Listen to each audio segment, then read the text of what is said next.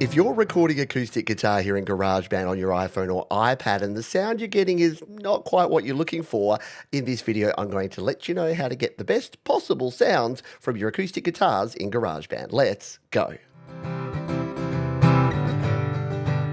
Hi, my name is Pete and welcome back to another GarageBand 5-minute tip. Let's dive in. So I'm here in GarageBand and I'm working on a project that includes some acoustic guitar. And in this case, I've plugged in directly via my audio interface using the guitar's built-in pickup, which means the sound I get is not exactly what I'm looking for. Let's take a listen.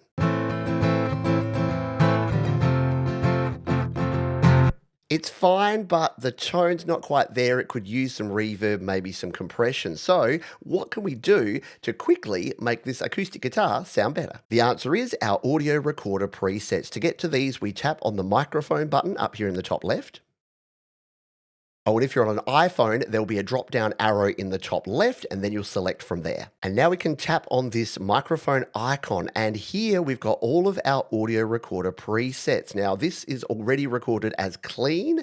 We're going to explore the acoustic guitar presets. Let's tap acoustic guitar and select nice room, and then hit done. Now, without changing anything else, let's take a listen to our tone.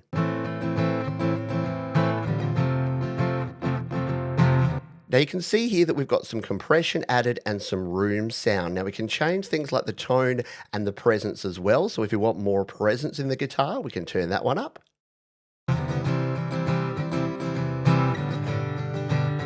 And here we have a tone control, which is a very basic EQ. If your guitar's sounding too jangly and high end, you can turn it down to get more of a bass sound.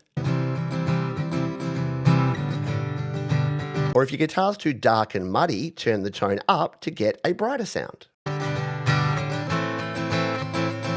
Now, if you want to go into more detail with these settings, what you can do is tap on the mixer icon in the top left and tap on plugins and EQ. And you'll notice that the nice room has a compressor, has the effect EQ, it has track reverb, and it even has your visual EQ, which you can adjust here on your track. So if you want more control over your EQ and your tone, you can actually use this instead of this to get better control over the overall tone. And if you'd like to learn a whole heap more about EQing your sound, you guessed it, there's another video linked in the description. Some of your controls are actually linked between this one and the more detailed view. For instance, the compressor, when we turn that down or up, will change both the threshold and the amount that it's being mixed into your track. You can also then adjust these manually to get more finite control. And yep, you guessed it, compressor is covered in another video in the description. And with just those few tweaks, we get a much nicer acoustic guitar sound. Let's bring this back into our mix.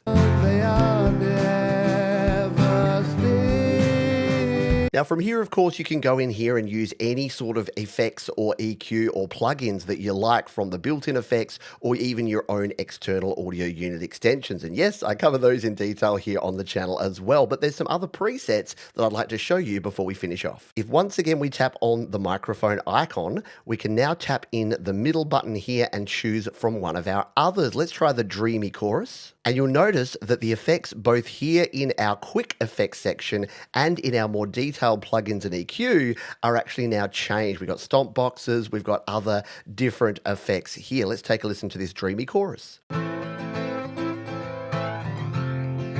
And again, if you're finding the chorus is too much or there's too much of that space effect in there, yes, you can adjust it and get a more subtle effect. To explore other options, once again, tap and go to the amp room. That one sounds like this. A much louder, more live and present sound. Let's try our next preset, which is the dark room, which sounds like this. This is great if you want more of that darker sound. If you've got other brighter instruments that are competing in that higher frequency space, the dark room can be a great place to start. And finally, if we tap again, the small speaker, which is a very interesting effect that I don't use that much, but hey, it's an option. You get that almost tinny kind of sound as if you're using a very cheap amp. My recommendation though is to start with the nice room. You can even set this and record your guitar through the nice room. It's a great way to hear a little bit of that room sound and reverb when you're recording. You can then adjust the reverb, the compressor and the EQ to get the tone exactly as you need it in your track. I hope you found this one useful, and if you're recording acoustic guitars, you can get yourself some amazing tones. If you've got any questions, drop those in the comments section down below. below, and I'll see you next time.